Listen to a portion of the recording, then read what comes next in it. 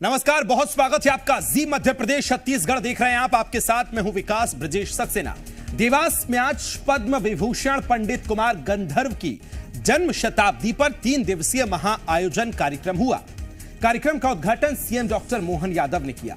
CM doctor Mohan Yadav ने दीप प्रज्वलित कर कार्यक्रम का शुभारंभ किया। इस मौके पर उन्होंने कार्यक्रम को संबोधित भी किया है। इस मौके पर उन्होंने पुस्तक का विमोचन भी किया।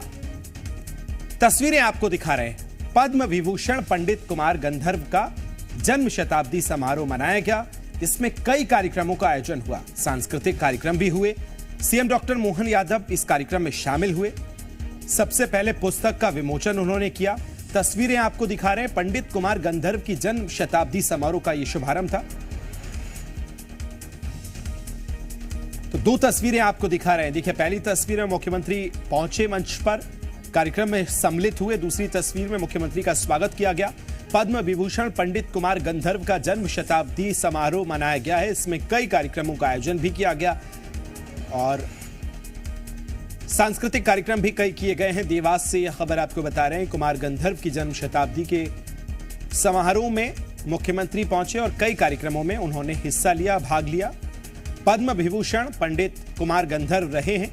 उनकी जन्म शताब्दी का आयोजन हर वर्ष होता है, जिसमें मुख्यमंत्री डॉक्टर मोहन यादव भी आज शामिल हुए।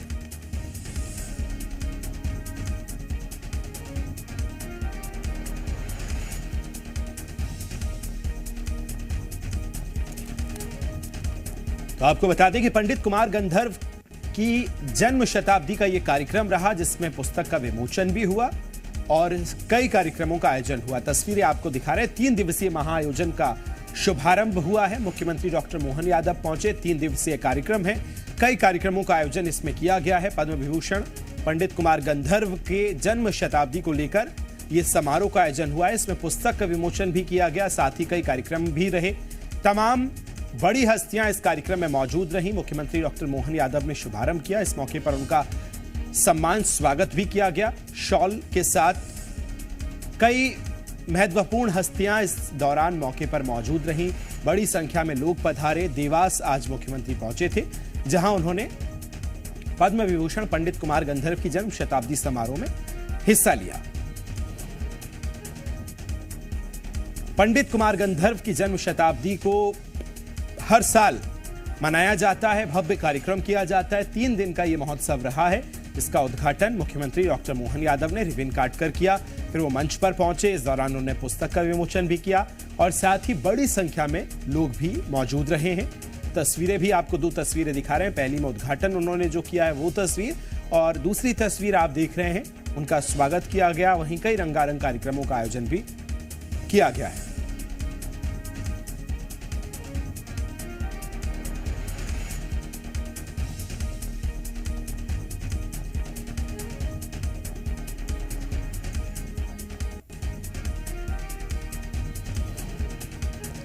तो सीएम डॉक्टर मोहन यादव जन्म शताब्दी समारोह में आज शामिल हुए। पंडित कुमार गंधर्व का जन्म शताब्दी समारोह जो है मनाया गया है। कुमार गंधर्व का जन्म शताब्दी समारोह में मुख्यमंत्री ने शिरकत की है। इस दौरान कई कार्यक्रमों का आयोजन भी यहां देखने को मिला। देवास आज मुख्यमंत्री पहुंचे थे। 3 दिवसीय ये कार्यक्रम का आयोजन यहां किया गया है। कई महत्वपूर्ण हस्तियां इस शताब्दी समारोह में शामिल होंगी। रिबन काटकर पुस्तक का विमोचन किया। कार्यक्रम का शुभारंभ मुख्यमंत्री ने किया।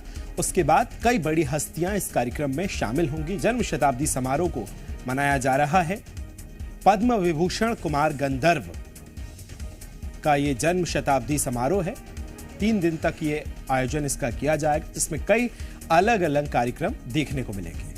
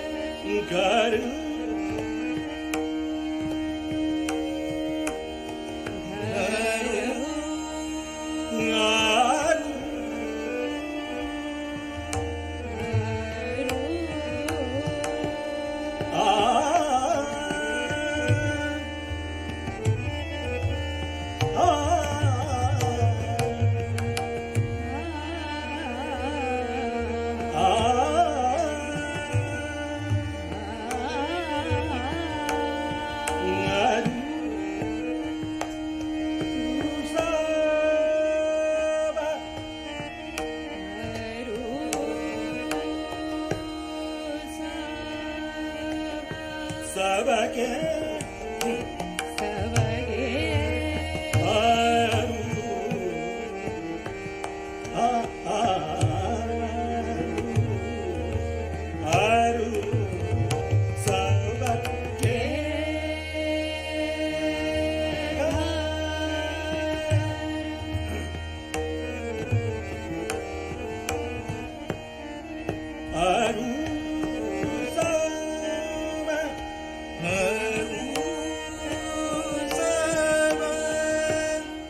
सबके घर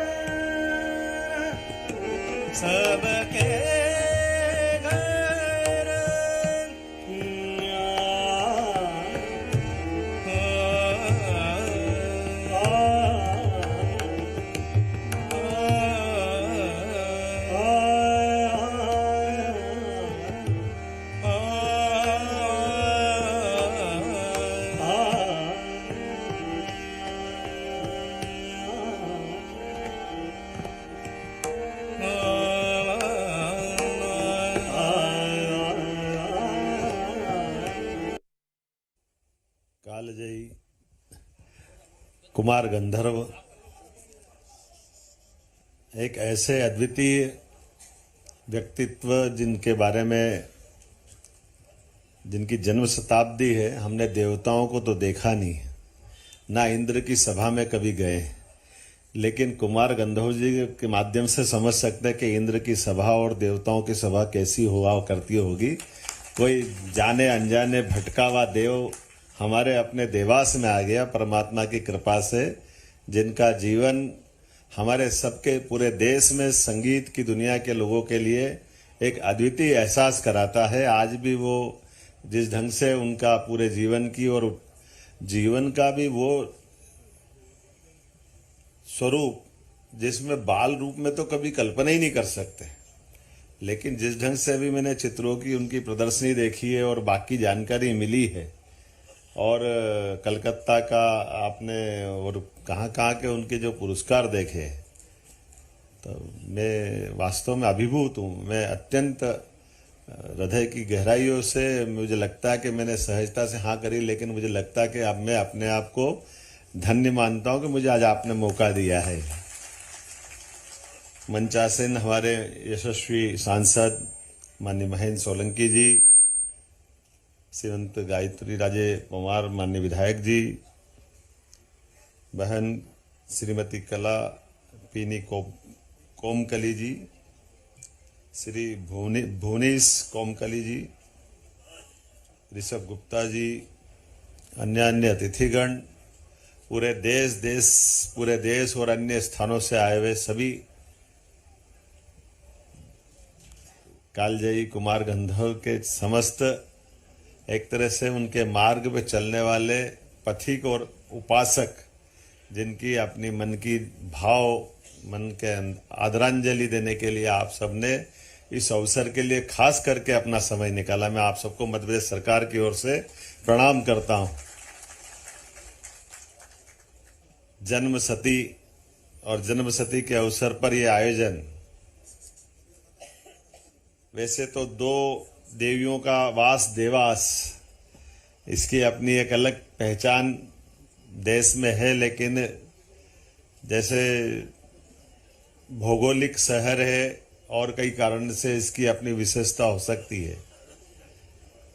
किसी के सिर पे अगर कोई पगड़ी बांध करके सम्मान करता समाज, तो वो कितना गौरवान्वित होता है, लेकिन उस पर अगर कोहिनूर लगा दे तो उसकी छटा निहारते हुए बनती है कि कोहिनूर किसके सिर पे आ गया।